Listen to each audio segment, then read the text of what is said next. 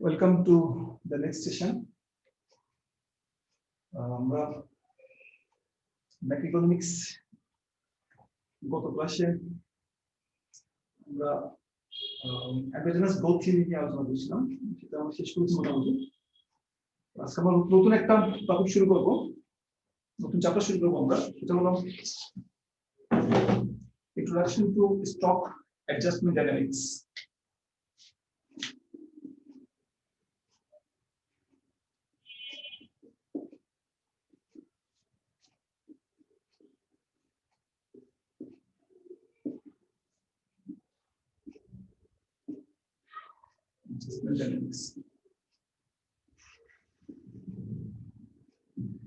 এটা রোমানের বইতে নাই এই চ্যাপ্টারটা, আমরা এটা রেফারেন্স হিসেবে আমরা ব্র্যানসনের বইটা ফলো করব, উইলিয়াম ব্র্যানসন,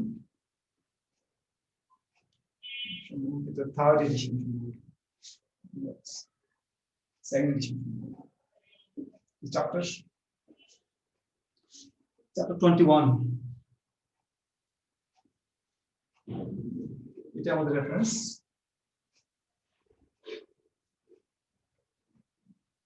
আমরা এ পর্যন্ত যা পড়ছিলাম সেগুলো ছিল মূলত গ্রোথ থিওরি, বিভিন্ন ধরনের গ্রোথ মডেল নিয়ে আমরা আলোচনা করেছিলাম।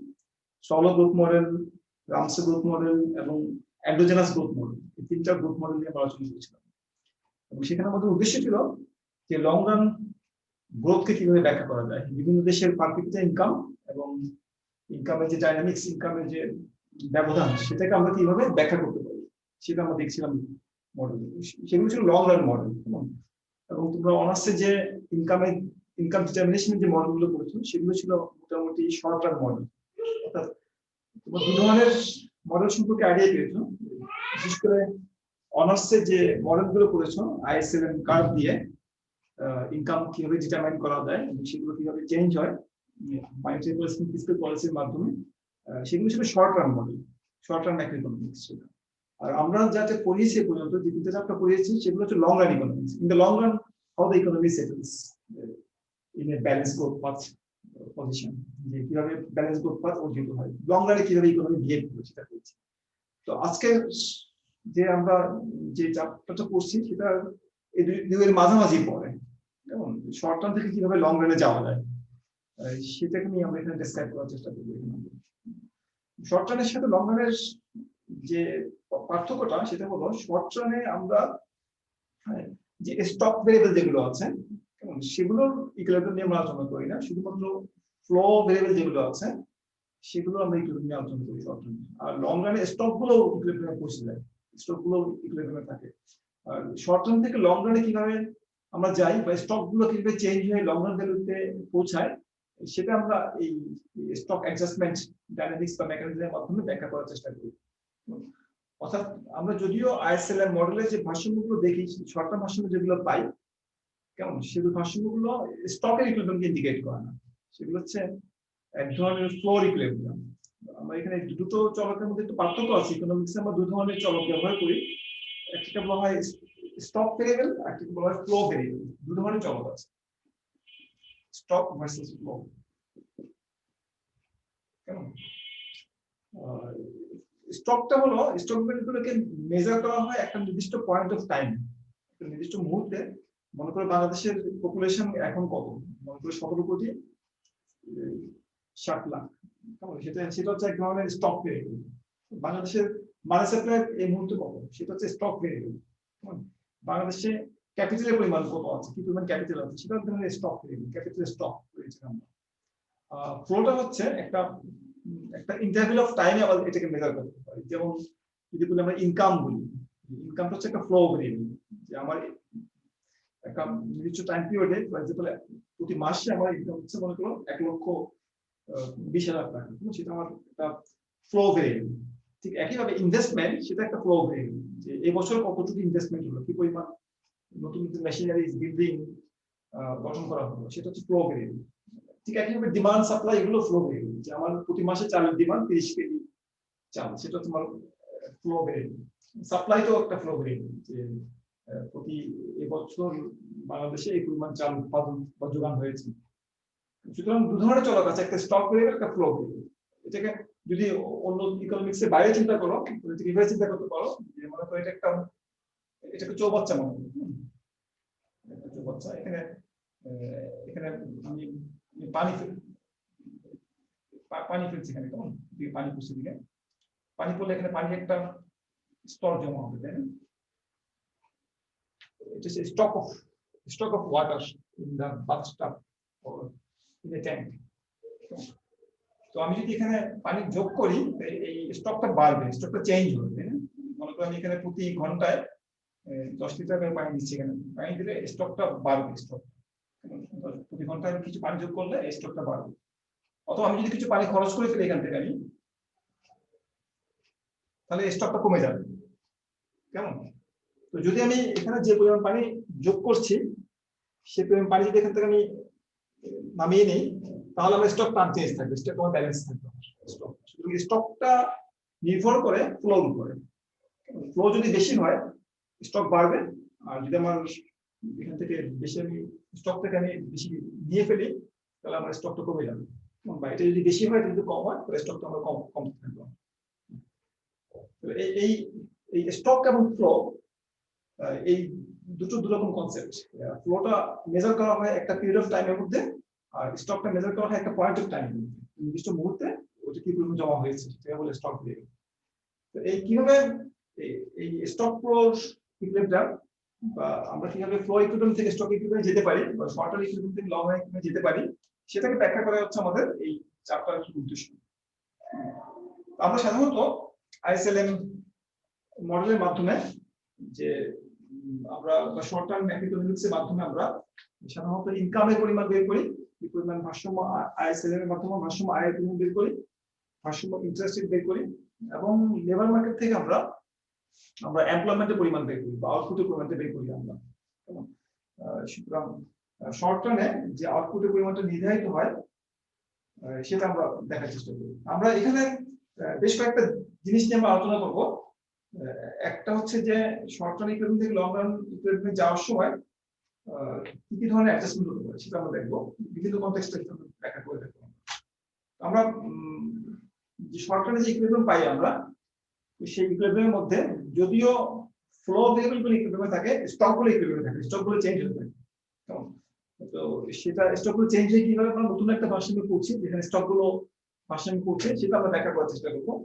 দুটো কনটেক্সটে ব্যাখ্যা করবো আমরা এখানে। একটা হচ্ছে মানি ফাইন্যান্স অফ ডেফিসিট, এটা একটু পরে বুঝতে হবে কেন বলছি এটা আমরা। মানি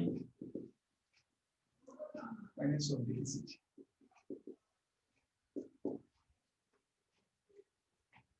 এটা আমরা এই জন্য বলছি যে মনে করো আমরা যে একটা শর্ট টার্ম ভারসাম্য নিয়ে আমরা ডিল করছি, আমরা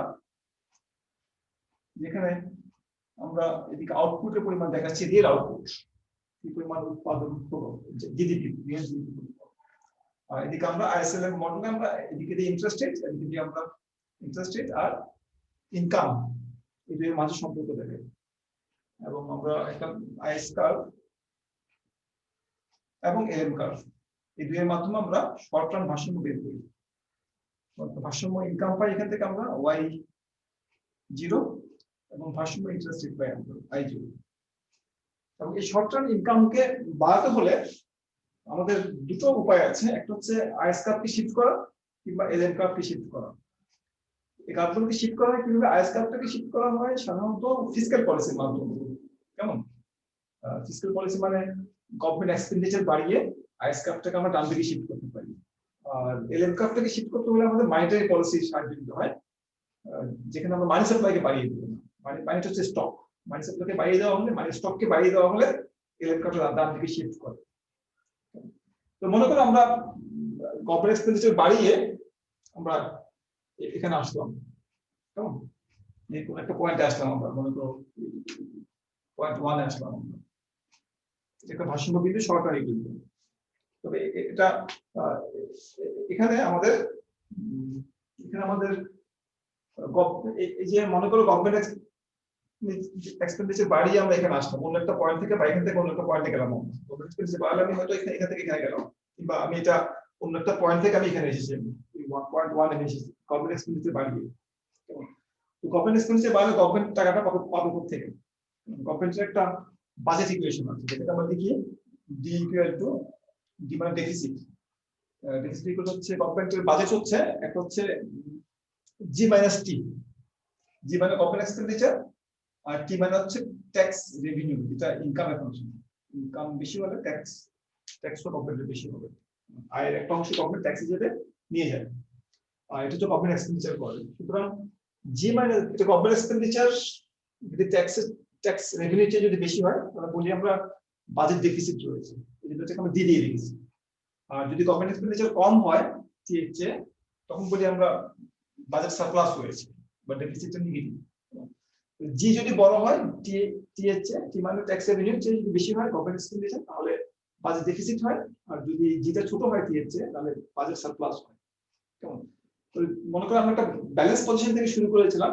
আমরা গভর্নমেন্ট এক্সপেন্ডিচার বাড়িয়ে আইএস ক্যাপটাকে শিফট করে নিয়ে আসলাম যেহেতু আমরা গভর্নমেন্ট এক্সপেন্ডিচার বাড়িয়েছি আমরা তাহলে একটা বাজেট ডেফিসিট ক্রিয়েট হবে অর্থাৎ আয় চেয়ে গভর্নমেন্ট যা আয় করছে তার চেয়ে বেশি ব্যয় করছে বাজেট ডেফিসিট হচ্ছে এখানে তাহলে এখন এই যে গভর্নমেন্ট বেশি ব্যয় করছে আইএস ক্যাপ থেকে ডান দিকে শিফট করার জন্য এই টাকাটা গভর্নমেন্ট কোত্থেকে পাবে কেমন এটাকে বলে ডেফিসিট ফাইন্যান্সিং তোমরা যদি বাজেটের দিকে তাকাও কেমন আমি ওয়েবসাইটে একটা বাজেটের উপর একটা আমি ইয়ে দিয়েছি ইউটিউব আপলোড দিয়েছি সেটা তোমরা দেখতে পাবো তোমাদের কাজে লাগবে তো সেখানে তোমার দেখবে গভর্নমেন্টের এক্সপেন্ডিচার রেভিনিউ সবগুলো বিভিন্ন বছরে দেওয়া আছে এবং সব বছরই দেখবে গভর্নমেন্টের যে এক্সপেন্ডিচার গভর্নমেন্টের যে রেভিনিউ বা ইনকাম তার চেয়ে বেশি সবসময় দেখবে যার অর্থ হচ্ছে বাংলাদেশের যে বাজেটগুলো ডেফিসিট বাজেটগুলো হচ্ছে বাংলাদেশ কেমন তাহলে এই ডেফিসিটটা গভর্নমেন্ট কোথেকে সংস্থান করে সেখানে তোমরা দেখবে আমি দেখেছি সেখানে যে বাজেট ডেফিসিট যেটা সেটা গভর্নমেন্ট সংস্থান করার যে পদগুলো আছে একটা পদ হচ্ছে ঋণ নেওয়া টাকা ধার নিতে হবে কেমন ধার নিয়ে টাকাটাকে সংস্থান করতে হবে ধারটা কোথেকে নিবে ধারটাকে নিতে হয় দুটো সোর্স থেকে নেওয়া যায় হচ্ছে ব্যাংক থেকে নেওয়া যায় ব্যাংক থেকে টাকা ধার করতে পারে গভর্নমেন্ট ব্যাংক ফাইন্যান্স করতে পারে অথবা গভর্নমেন্ট টাকা প্রিন্ট করতে পারে মানি প্রিন্টও করতে পারে মানি প্রিন্টের ক্ষমতা গভর্নমেন্টের আছে টাকা প্রিন্ট করে ওই টাকাগুলো খরচটা মেটাতে পারে কিংবা বিদেশ থেকে ধার করতে পারে ঋণ নিতে পারে কেমন আমরা যে কেসটা এখানে নিয়ে আমরা আলোচনা করছি সেটা money finance of deficit money finance মানে মানি প্রিন্ট করা কেমন মানি প্রিন্ট করে এটা অনেক সময় বলা হয় যে সেন্ট্রাল ব্যাংক থেকে ঋণ নেওয়া কখন যদি সেন্ট্রাল ব্যাংক থেকে ঋণ নেয় এটা মানি প্রিন্টের সমতুল্য হয়ে যায় তাহলে গভর্নমেন্ট যখন সেন্ট্রাল ব্যাংক থেকে ঋণ নেয় কমার্শিয়াল ব্যাংক থেকে নিলে সেটা মানি প্রিন্টের সমতুল্য হয় না যখন সেন্ট্রাল ব্যাংক থেকে ঋণ নেয় গভর্নমেন্ট সেটা মানি প্রিন্টের মতোই হয়ে মানে স্টক বৃদ্ধি পায় মানে স্টক বৃদ্ধি পেলে ইনফ্লেশন হয় প্রাইস লেভেল বাড়ে বা অনেক ইফেক্ট সৃষ্টি হয় তো যখন গভর্নমেন্ট যে এক্সট্রা খরচ করবে রেভিনিউর চেয়ে বেশি খরচ করবে বা বাজেট ডেফিসিট হবে গভর্নমেন্টের যখন আইএস ক্যাপের ডান দিকে শিফট হবে ঠিকই সাথে সাথে ডেফিসিট ক্রিয়েট হবে কেমন এবং ডেফিসিটটা গভর্নমেন্ট যদি সেন্ট্রাল ব্যাংক থেকে ঋণ দিয়ে মেক আপ করে কিংবা যেটা বলছিলাম মানি ফাইন্যান্স করে মানি ক্রিয়েশন করে যদি এই কাজটা যদি ডেফিসিটটা যদি মেটানোর চেষ্টা করে তাহলে মানি সাপ্লাই বেড়ে যাবে আইএস ক্যাপকে শিফট করলে যেহেতু মানি সাপ্লাইটা বেড়ে যাচ্ছে এই ডেফিসিটটাকে মেটানোর জন্য মানি ক্রিয়েট করছে গভর্নমেন্ট তাহলে মানি সাপ্লাই বেড়ে গেলে এলএফ ক্যাপটা আগের জায়গায় থাকবে না তখন আমি হয়তো বলছি যে আইএস ক্যাপটাকে শিফট করলাম আমি গভর্নমেন্ট এক্সপেন্ডিচার বাড়িয়ে এখানে এগুলো পৌঁছালাম কিন্তু এখানে আমি থাকতে পারবো না কারণ এলএফ ক্যাপটা শিফট করে আবার ডান দিকে চলে যাবে যেহেতু মানি সাপ্লাইটা বৃদ্ধি পেয়েছে কেমন তো এই যে আমরা যে গভর্নমেন্ট এক্সপেন্ডিচার বাড়িয়ে আমরা যে অনার্সে যে আলোচনাগুলো করি আমরা এইভাবে আলোচনাগুলো করি আইএস ক্যাপে শিফট করে যখন গভর্নমেন্ট এক্সপেন্ডিচার বাড়ানোর ফলে আমার ইনকামটা বৃদ্ধি পেয়ে y0 থেকে y1 এ যায় ইন্টারেস্ট রেটও বাড়ে আমাদের এটা আমাদের short term increase in income short term increase in income এটা আমরা মাল্টিপ্লায়ার দিয়ে আমরা ব্যাখ্যা করি যে একটা মাল্টিপ্লায়ার এখান থেকে যে কতটুকু দূরত্ব যাবে এই ডিসটেন্সটা কতটুকু হবে y0 থেকে yn পর্যন্ত এই যে ডিসটেন্সটা আমাদের y0 থেকে yn ডিসটেন্স কেমন এই ডিসটেন্সটা হলো আমাদের কাস্টমার কতটুকু গভর্নমেন্ট এক্সপেন্ডিচার বাড়ানো হলো কেমন এবং মাল্টিপ্লায়ারটা কত ফিসক্যাল পলিসি মাল্টিপ্লায়ার বলা হয় এটাকে ফিসক্যাল পলিসি মাল্টিপ্লায়ার এটা একটা মান আছে এটা একটা ফিসক্যাল পলিসি মাল্টিপ্লায়ার মানটা লিখছি না এখানে আমি, ফিসকাল পলিসি মাল্টিপ্লায়ার ঠিক একইভাবে যদি এলএম কার্ভটাকে শিফট করতাম, তাহলে যে ইনকামের যে এক্সপেনশনটা গ্রুপ হতো সেটা হতো আমাদের মানি সাপ্লাই পরিবর্তনের পরিমাণ টাইমস মানি সাপ্লাই মাল্টিপ্লায়ার, দুটো সমান হতো। কিন্তু আমরা এতটুকুতে আমরা আলোচনা সীমাবদ্ধ করতাম আগের অনার্সের ক্লাসগুলোতে। এখন বলছি যে আমরা এটা এটা যদিও ইকুইলিব্রিয়াম মনে হলো যেহেতু এখন গভর্নমেন্ট এক্সপেন্ডিচার বৃদ্ধি করা হয়েছে, কারণ গভর্নমেন্ট এক্সপেন্ডিচার বাড়ানোর কারণে আমাদের কি হয়েছে, আমাদের ডেফিসিট সৃষ্টি হয়েছে। আমাদের এই ডেফিসিটটাকে গভর্নমেন্ট যদি মানি প্রিন্ট করে, মানি স্টক যদি বাড়িয়ে সংস্থান করে, তাহলে আমাদের এলএম কার্ভটা আবার শিফট করবে।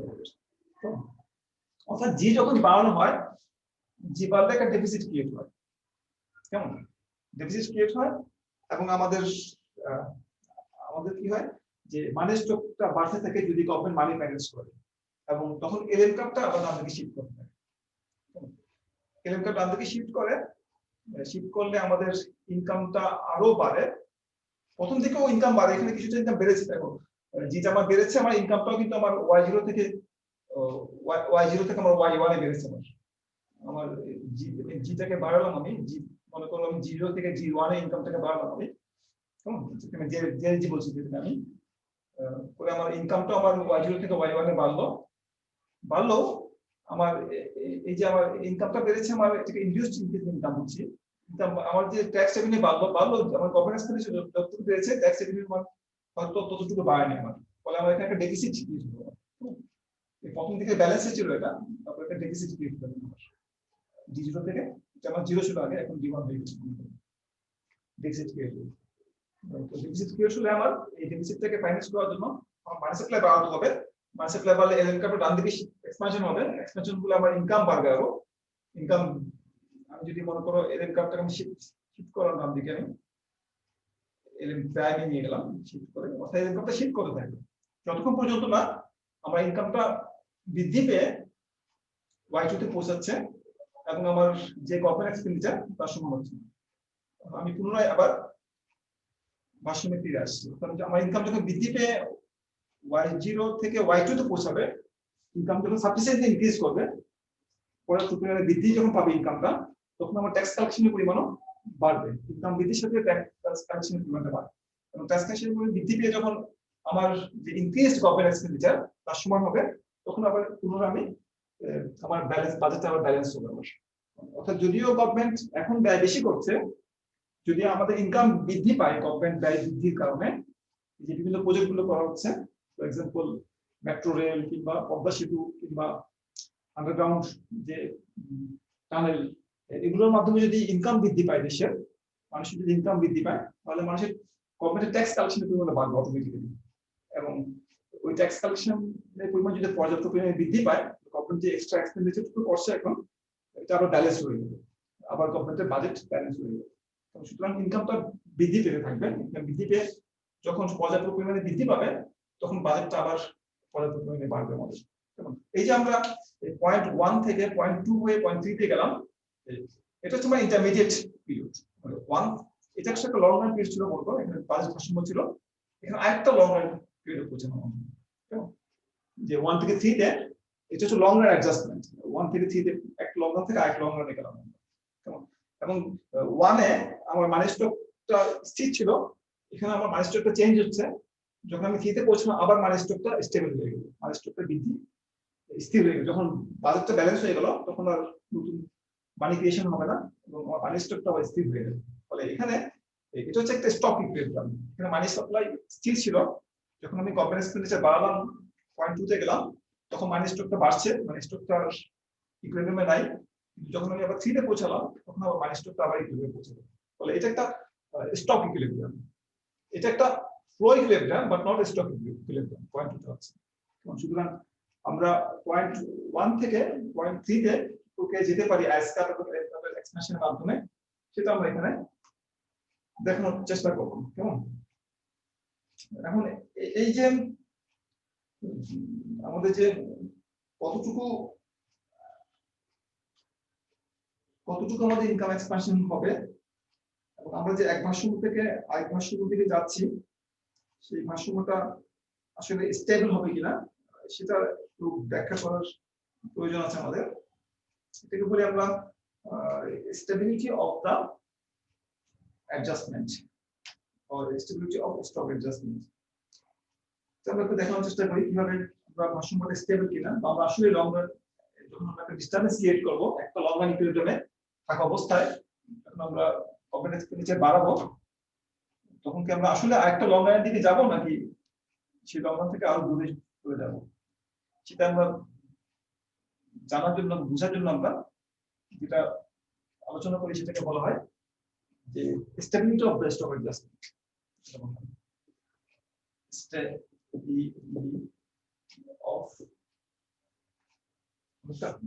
আমরা যে ইকুইলিব্রিয়াম স্টেবল কিনা সেটা আমরা যেভাবে টেস্ট করি, এটা আমাদের সেরকম স্টেবিলিটি অফ স্টক অ্যাডজাস্টমেন্ট।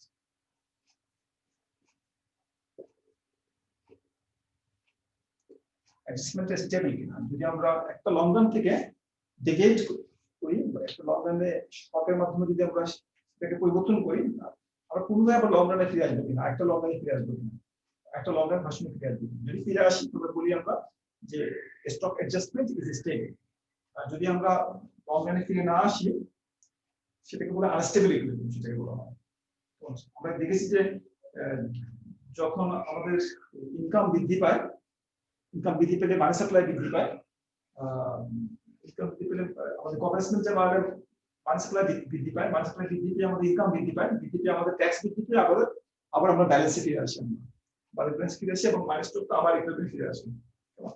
এটা কখন আমরা ফিরে আসবো, কখন আমরা ফিরে আসবো না, এটা একটা কন্ডিশন আছে। সেই কন্ডিশনটাকে আমরা এক্সপ্লোর করার চেষ্টা করছি।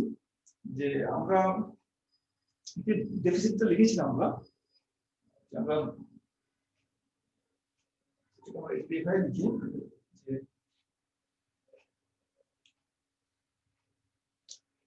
মানি সাপ্লাই ওপেন এক্সপেন্ডিচারের মাধ্যমে বৃদ্ধি করা হয়, এটাকে বলে রিয়েল মানি সাপ্লাই বলা হয়। এম/পি, এম হচ্ছে নমিনাল মানি সাপ্লাই আর এম/পি হচ্ছে রিয়েল মানি সাপ্লাই।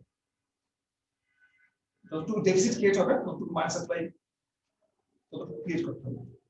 ডেফিসিটটাকে আমরা লিখেছিলাম ডি ইকুয়াল টু লিখেছিলাম আমরা লিখেছিলাম এটাকে জি মাইনাস টি বাই, এটা আমাদের ডেফিসিট ছিল। ডেফিসিট যতটুকু হবে ততটুকু মানি সাপ্লাই, এটা হচ্ছে real corporate expenditure, real tax revenue, real মানি সাপ্লাই। এটা ডেফিসিটের সমান, যতটুকু ডেফিসিট ততটুকু মানি সাপ্লাই ক্রিয়েট হবে। আমরা নমিনালটা আমি লিখলে এম ইকুয়াল টু লিখতে পারি P into G minus T by. এটা আমরা এখন নমিনাল, এটা রিয়েল টার্মে, এটা নমিনাল টার্ম।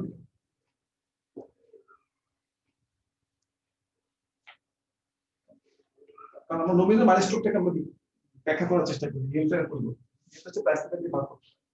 তো এই যে নমিনাল মানি স্টকের যে পরিবর্তন, সেটাকে আমরা ডিফারেনশিয়েট করে আমরা বের করতে পারি, differentiate with respect to time.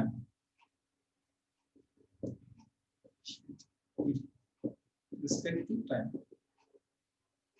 এটাকে ডি এম বাই ডিটি, যেটাকে অনেক সময় বলা হয় এম ডট বলা হয় সংক্ষেপে। তোমরা পরিচিত তার সাথে রামসে বলে এগুলো করেছি। পিটা কনস্ট্যান্ট, প্রাইস লেভেল কনস্ট্যান্ট বলে দিচ্ছি এখানে। আর এটাকে আমরা লিখতে পারি dot equal to P Times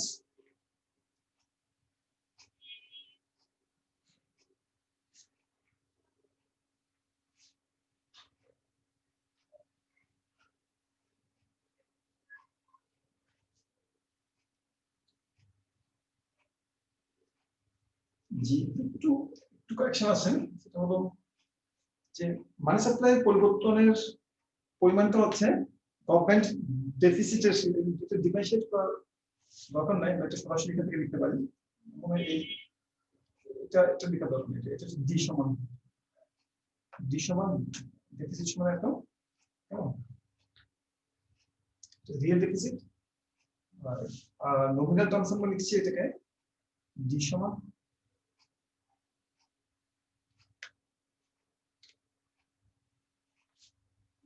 nominal term, capital D রে, ক্যাপিটাল ডি বা নমিনাল বোঝাচ্ছি। এটা হচ্ছে নমিনাল টার্ম। যখন আমরা পি দিয়ে গুণ করি রিয়েল টার্মকে, তখন আমরা নমিনাল টার্মসে ইন টার্মস অফ মানি আমরা ডেফিসিট পরিমাণ পাই। এখন এই ডেফিসিটটা হচ্ছে যে পরিমাণ ডেফিসিট ক্রিয়েট করা হয় সে পরিমাণ মানি সাপ্লাই পরিবর্তন হয়। মানি স্টকের পরিবর্তনটা ডেফিসিটের পরিমাণের সমান। ডেফিসিট ইকুয়ালস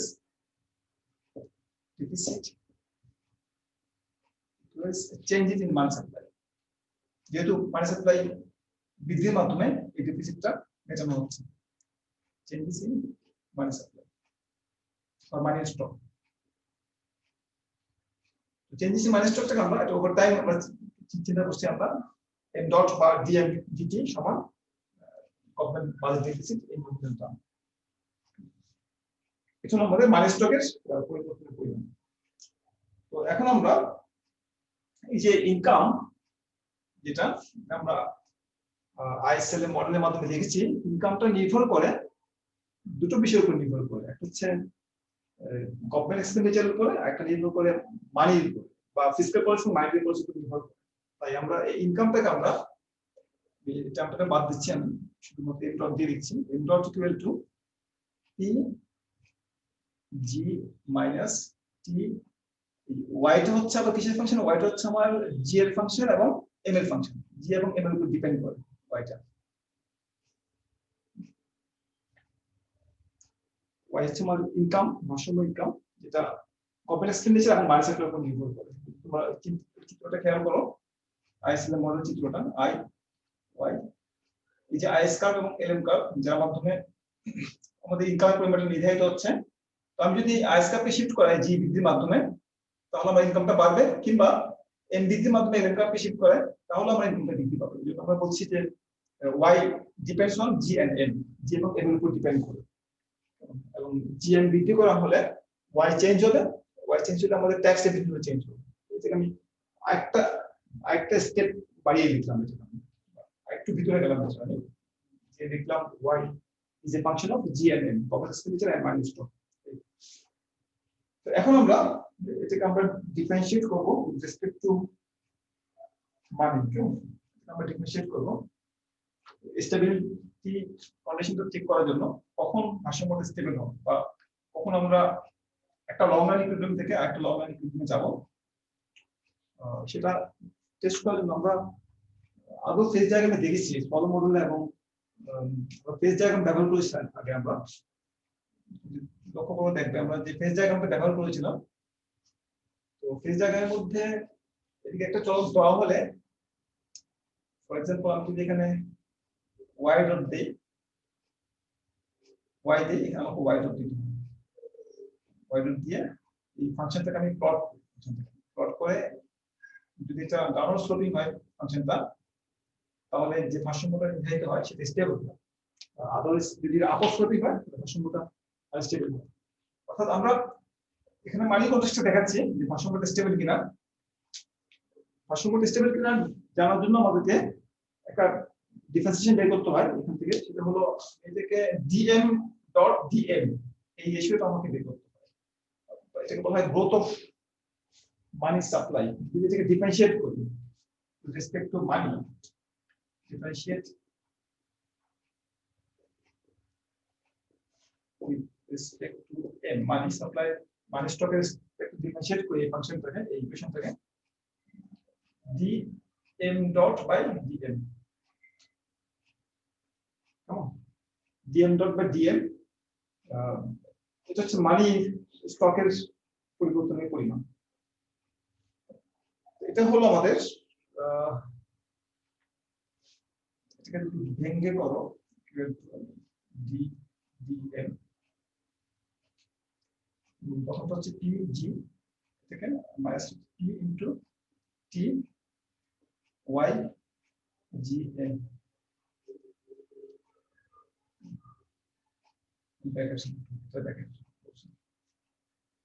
তো এখানে যেহেতু m নাই, জিরো হয়ে যাবে, আর এখানে এটা কনস্ট্যান্ট, এটা n এর ফাংশন, সেটা হচ্ছে আমার এখানে দুটো ফাংশন এখানে অ্যাপ্লাই করতে হবে। থিটা হচ্ছে y এর ফাংশন, y হচ্ছে m এর ফাংশন। থিটা y এর উপর ডিপেন্ড করে, ডি টি ডি ওয়াই, এবং ওয়াইটা ডিপেন্ড করে কিছুর উপরে, এম এর উপর ডিপেন্ড করে। কারণ এম এর যে প্রভাব টি এর উপরে, সেটা comes through the effect of m on y, then effect of y on t, চেইনের মাধ্যমে আসে। এমটা y কে প্রভাবিত করে, তারপর ওয়াইটা টি কে প্রভাবিত করে। আমি এই দুটোকে মনে কেটে ফেলি, D DT D M time পাচ্ছি। টি কে যখন আমি এম এর সাথে ডিফারেন্সিয়েট করব, আমাকে প্রথমে টি কে ওয়াই কে টি এর সাথে ডিফারেন্সিয়েট করে টি কে ওয়াই এর সাথে ডিফারেন্সিয়েট করব। এটা চেইন রুল বলা হয় এটাকে। এটাকে আমরা লিখি, এটা তো 0 minus T T Y D T D Y, এটাকে লিখি আমরা টি প্রাইম। টি প্রাইম মানে টি এর differentiation with respect to Y into dy dn, dy dn, আউটপুটে চেঞ্জ ডিউ টু চেঞ্জের মানে। তো যদি এই dm ডট dn এটা যদি লেস দেন 0 হয়, তাহলে আমরা বলি যে ভারসাম্যটা স্টেবল। তো যে ভারসাম্যটা আমরা পাচ্ছি বাউন্ডারি ইকুইলিব্রিয়াম, সেটা স্টেবল হবে যদি dm dot dn less than 0 হয়। এটা মাইক্রোইকোনমিক্সও দেখবে। মাইক্রোইকোনমিক্স যখন আমরা ভারসাম্য ডিমান্ড সাপ্লাইয়ের মাধ্যমে ভারসাম্য বের করি, কেমন স্যার ডিওয়াই কাটাকাটি হয়ে গেছে না, আবার শেষের লাইনে এসে ডিওয়াইটা কেন আসছে, ডিওয়াই ডিভাইডেড বাই ডিএম। ডিওয়াইটা কাটাকাটি হয়, এটা বোঝানোর জন্য বলছি যে আমরা যখন এই ফাংশনটাকে ডিফারেন্সিয়েট করি রেসপেক্ট টু m, কেমন, তখন আমরা ডিরেক্টলি এটাকে ডিফারেন্সিয়েট করতে পারি না রেসপেক্ট। প্রথম আমাদের m কে y কে m এর রেসপেক্টে ডিফারেন্সিয়েট করতে হয়, করার পর তারপর y এর রেসপেক্টে t কে ডিফারেন্সিয়েট করতে হয়। ঠিক আমরা ডিরেক্টলি m এর রেসপেক্টে ডিফারেন্সিয়েট করতে পারি না বলে আমরা কি করছি, প্রথমে y কে m এর রেসপেক্টে ডিফারেন্সিয়েট করছি, তারপর t কে আমরা y এর রেসপেক্টে ডিফারেন্সিয়েট করছি। এতে কোনো অসুবিধা হয় না বোঝানোর জন্য যে আসলে dt dy into dy dm যে কথা, dt dm সে কথা। এটা বোঝানোর জন্য আমরা, এটা কাটাকাটি হবে না, এটা কাটাকাটি হবে, এটা আমি বোঝানোর জন্য আমরা dt dm যে কথা আর dt dy into dy dm একই কথা, সেটা বোঝানোর জন্য আমরা এটা কাটাকাটি করে দেখানোর চেষ্টা করছিলাম। এটা কাটাকাটি হবে না, আমাদের করে আসতে হবে। প্রথমে আমাদের y কে রেসপেক্ট ডিফারেন্সিয়েট করতে হবে, করার পরে y দিয়ে t কে ডিফারেন্সিয়েট করে দুটো গুণ দিতে হবে। যেহেতু আমরা ডিরেক্টলি t কে আমি m দিয়ে ডিরেক্ট ডিফারেন্সিয়েট করতে পারি, t কে আমি ডিরেক্টলি m দিয়ে ডিফারেন্সিয়েট করতে না পারার কারণে আমাকে প্রথম y কে ডিফারেন্সিয়েট করে তারপর y এর মাধ্যমে t এর প্রভাবটা ডিরেক্টলি আসবে না, ইনডিরেক্টলি আসবে। তো ট্যাক্স এবিলিটিটা কতটুকু আসবে সেটা নির্ভর করছে m বৃদ্ধির কারণে y কতটুকু বাড়ছে, তারপর y বৃদ্ধির কারণে ট্যাক্স কতটুকু বাড়ছে। এই চেইনের মাধ্যমে আমাদের কাজ করতে হবে। সেজন্য আমরা এটা কাটা না, এটা বোঝানোর জন্য আমি কেটেছি, কেমন। তাহলে আমাদের এটা হচ্ছে টি প্রাইম, আউটপুট চেঞ্জ হলে ট্যাক্স কতটুকু চেঞ্জ হবে, এবং ইনকাম মানে চেঞ্জ হবে কতটুকু, ইনকাম চেঞ্জ হবে সেখানে। এবং একটা ভারসাম্যকে স্টেবল বলা হয় কোনটা চলকের যদি সেই চলকের টাইম ডিফারেন্সিয়েশন ওই চলকের সাপেক্ষে যদি নেগেটিভ হয়, যদি তাহলে আমরা বলি যে আমাদের ওই ভারসাম্যটা স্টেবল। এটা তোমার ডিমান্ড সাপ্লাই কিংবা জেনারেল ইকুইলিব্রিয়ামে দেখবে যে এক্সেস ডিমান্ড ফাংশন যেটা আছে, এই ডিমান্ড সাপ্লাই বিয়োগ করে যে এক্সেস ডিমান্ড ফাংশন পাওয়া যায়, সেটা যদি স্লোপটা যদি নেগেটিভ হয় এক্সেস ডিমান্ডের, তাহলে ভারসাম্যটা স্টেবল হয়। আর স্লোপটা যদি পজিটিভ হয়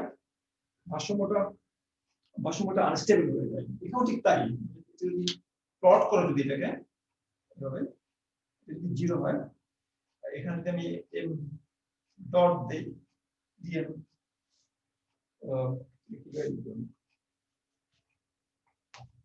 ডট আর m, তো এই ফাংশনটা যদি ডাউন স্লোপে হয় যদি বাস ফাংশনটা, তাহলে যে ভারসাম্যটা নির্ধারিত হয় m এর যে মানে m ডট 0, কেমন, এই ফাংশনটা দেখাচ্ছে কি dm ডট dm দেখাচ্ছে, এটা m এর পরিবর্তন হলে m ডট কতটুকু চেঞ্জ হয়।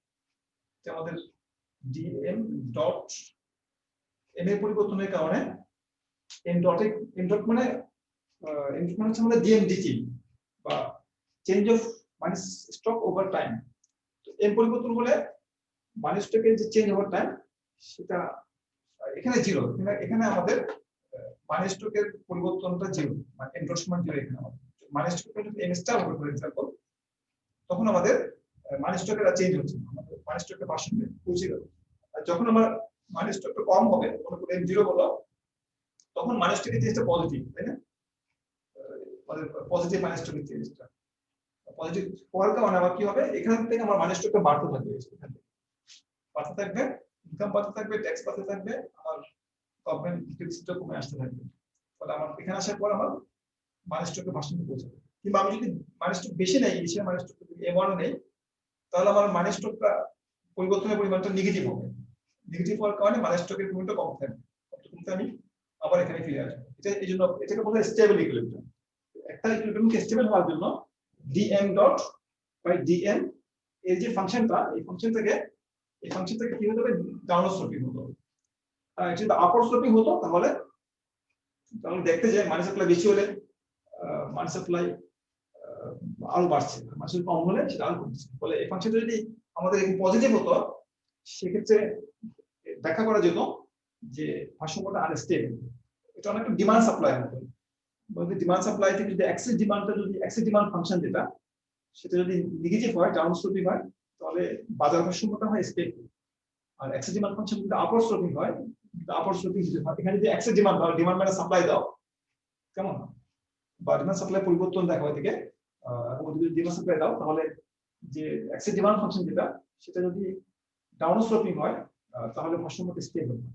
আর এক্সেস ডিমান্ড ফাংশন যদি আপওয়ার্ড স্লোপিং হয়, ভারসাম্যটা আনস্টেবল হবে। এখানেও ঠিক একই ধরনের যুক্তি এখানে দেখানো হচ্ছে যে আমাদের যে dm by dm dot by dm এটা যদি নেগেটিভ হয়, তাহলে ভারসাম্যটা স্টেবল হবে। আমরা যে আলোচনাটুকু করেছি এই পর্যন্ত, সে অনুযায়ী আমাদের এটা নেগেটিভ হবে, কারণ আমরা জানি যে মানি সাপ্লাই বাড়লে ইনকাম বাড়ে, ফলে এটা পজিটিভ নিঃসন্দেহে। আবার ইনকাম বাড়লে ট্যাক্স বাড়ে, এটাও পজিটিভ, এবং প্রাইস লেভেল সেটাও পজিটিভ। ফলে তিনটা পজিটিভকে একটা নেগেটিভ দিয়ে গুণ করলে আমাদের গুণফলটা নেগেটিভ হবে। সুতরাং আমাদের ভারসাম্যটা এই কনটেক্সটে স্টেবল হবে, কেমন। তবে এই প্রাইস লেভেল যেটা, সেটা যদি এক্সপ্লোরাস না হয়, প্রাইসটা আবার আউটপুটের উপর নির্ভর করে, প্রাইসটা কেমন। এখন আমরা জানি যে আউটপুট যখন বাড়ে, প্রাইসও বাড়ে, আউটপুট যখন কমে, প্রাইসও কম। প্রাইসের সাথে অর্থাৎ এই যে আমাদের আউটপুট সাপ্লাই ফাংশন যেটা, সেটার সাথে প্রাইসের একটা পজিটিভ সম্পর্ক আছে, কেমন। তাহলে যদি যদি আমাদের আউটপুটটা যদি প্রাইসটা যদি কনস্ট্যান্ট না হয়, তাহলে আনস্টেবল ইকুইলিব্রিয়ামের একটা সম্ভাবনা সৃষ্টি হবে।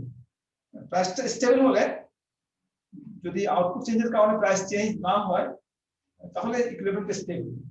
কিন্তু কখনো কখনো দেখা যাবে যে প্রাইসটা আসলে স্থির না, প্রাইসটা ফিক্সড না, আউটপুটের উপর ডিপেন্ড করে। সেই কনটেক্সটে আমরা দেখাতে পারি যে আমাদের যে ভারসাম্যটা, সেই ভারসাম্যটা আনস্টেবল হওয়ার একটা সম্ভাবনা সৃষ্টি হতে পারে।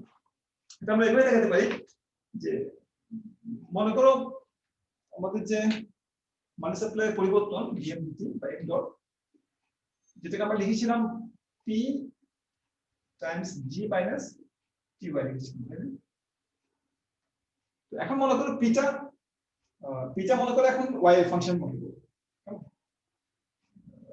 মনে করো suppose p is a function of y or p depends on y, তাহলে আমরা লিখি p is a function of y g minus gy,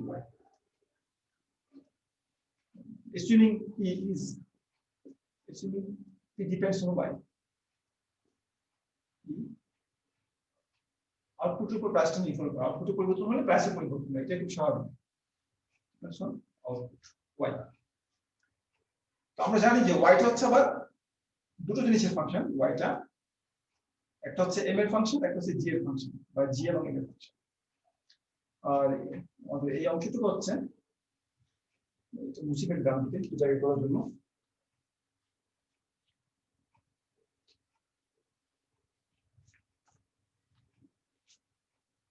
এটা হচ্ছে আমাদের g মাইনাস t, আর ওয়াইটা হচ্ছে আবার g এবং m এর ফাংশন, বা m এবং g এর function.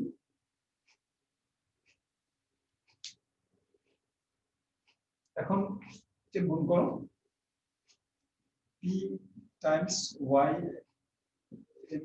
g into g minus p times of the function of mg t function of y, which is again function of mng, ঠিক আছে। এখন এটাকে ডিফারেন্সিয়েট করব to check the stability of the equilibrium, dm dot by dm। এটা যদি negative হয় তাহলে P Y function হলো ইকুইলিব্রিয়ামটা স্টেবল হবে, আর যদি পজিটিভ হয়ে যায় তাহলে আমাদের যে ভারসাম্যটা পাবো আমরা সেই ভারসাম্যটা আনস্টেবল হবে। এখন এটাকে ডিফারেন্সিয়েট করব রেসপেক্ট টু m। এটা আমাদের পিটা হচ্ছে আমাদের কার ফাংশন, y এর ফাংশন। সুতরাং p কে আমরা m দিয়ে डायरेक्टली ডিফারেন্সিয়েট করতে পারবো না। p কে আমাদের প্রথমে ডিফারেন্সিয়েট করতে হবে উইথ রেসপেক্ট টু y, কেমন, এবং y কে আমাদের ডিফারেন্সিয়েট করতে হবে উইথ রেসপেক্ট টু m। আমি যেটা আমরা করেছি y is a function of m and g, কেমন, y কে m এর সাথে ডিফারেন্সিয়েট করে তারপর y কে p এর সাথে ডিফারেন্সিয়েট করতে হবে। যেটা হচ্ছে কনস্ট্যান্ট, আমি বাইরে রাখলাম যেটাকে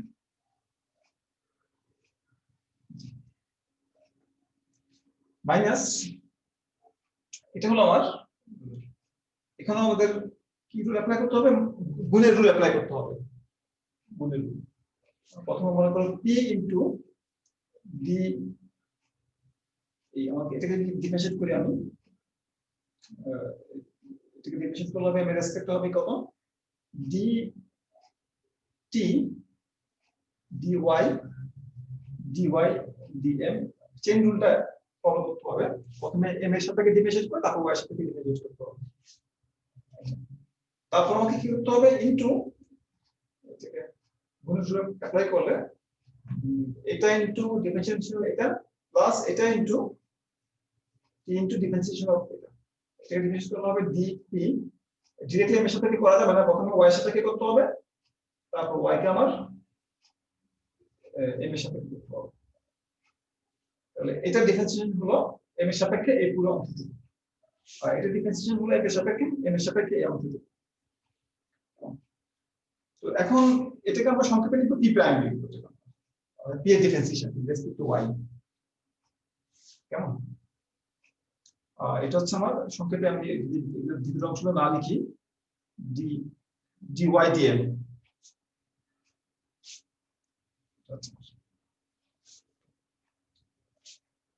dy into g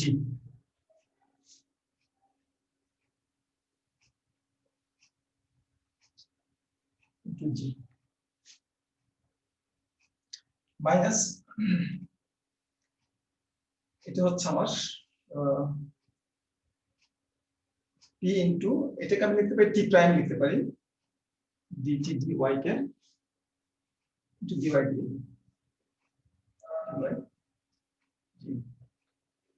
plus t, এটাকে লিখতে পারি p prime into dy dm। এখন দেখো dy dm টা কমন নেওয়া যায়, dy dm টা আমি এখানে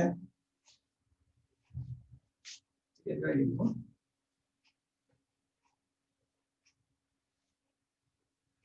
p t প্রাইম, এটাকে আমি প্রথমে লিখি, এটাকে আমি মাইনাস সাইনটাকে ব্র্যাকেটে বলে রাখি, বইয়ের নোটিশ টাইম ফলো করছি, p আর ব্র্যাকেটে রাখলাম minus t prime dy dm। এটা একটা পার্ট, এই পার্টটাকে আমি প্রথমে লিখলাম, আর এটাকে আমি পরে লিখব, এটাকে লিখছি আমি প্লাস, আমি যদি dy dm কমন নেই, dy dm কমন নিলে আমার থাকবে, এখানে থাকবে g আর এখানে থাকবে আমার t, কেমন, g থাকবে আর t থাকবে, আর আমি কমন দিলাম কি, কমন দিলাম আমি t প্রাইমটা কমন দিলাম এবং dy dm কমন দিলাম, t প্রাইম dy এই অংশটুকু আমি কমন দিলাম, t প্রাইম dy dm কে কমন দিলাম, এটা একটা ফর্মে আনলাম যেখান থেকে আমি ব্যাখ্যা করতে পারবো যে দামটা আসলে পজিটিভ না নেগেটিভ, সেটা ব্যাখ্যা করতে পারবো, কেমন, এটা ব্যাখ্যা করার সুবিধার্থে এখানে এভাবে লিখলাম। এটাকে একটু সিম্পলিফাই করা যায়, যদি আমি dy dm তাকে কমন, এটা আসলে এখান থেকে স্কিপ করে করা যায়, এখান থেকে ডিরেক্টলি এখান থেকে লেখা যায়, এটাকে স্কিপ করে করা যায়। ডিওয়াই ডিএম যদি কমন নাও, এখানে থাকবে P prime G, P prime, বা এখান থেকে এটা কিন্তু আগে লিখো P prime G minus G, আর আরেকটা থাকবে আমার মাইনাস পিটি প্রাইম,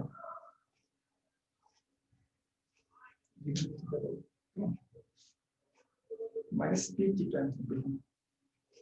এখন দেখো এটা পজিটিভ, এই মানটা মানি সাপ্লাই বাড়লে, মানি সাপ্লাই বাড়লে আমাদের ইনকাম বাড়ে, এটা পজিটিভ আমরা জানি, এটা পজিটিভ।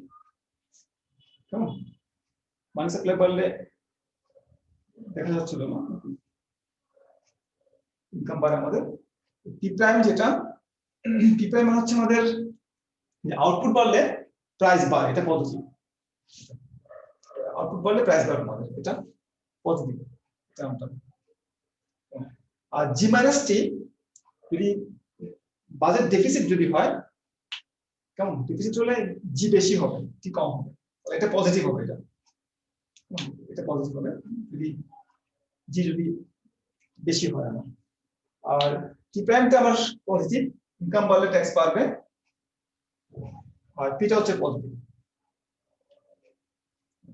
ফলে এই সামনে একটা নেগেটিভ আছে, এই টার্মটা আমাদের নেগেটিভ, এই টার্মটা নেগেটিভ আমাদের, এই টার্মটা আমাদের পজিটিভ।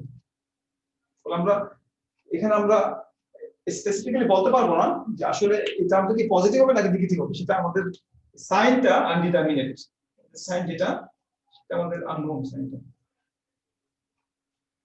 এটা পজিটিভ হতে পারে, নেগেটিভ হতে পারে, এটা ডিপেন্ড করছে আমাদের কিছুর উপরে, ডিপেন্ড করছে আমাদের এই দুটো টার্মের উপর ডিপেন্ড করছে। সুতরাং যদি প্রাইসটা যদি ইনকামে যদি ফাংশন হয়, প্রাইস যদি, সেটা তো আমরা ডেফিনেটলি বলতে পারি না যে ভারসাম্যটা স্টেবল হবে নাকি আনস্টেবল হবে। ভারসাম্যটা স্টেবল হতে পারে, আনস্টেবল হতে পারে।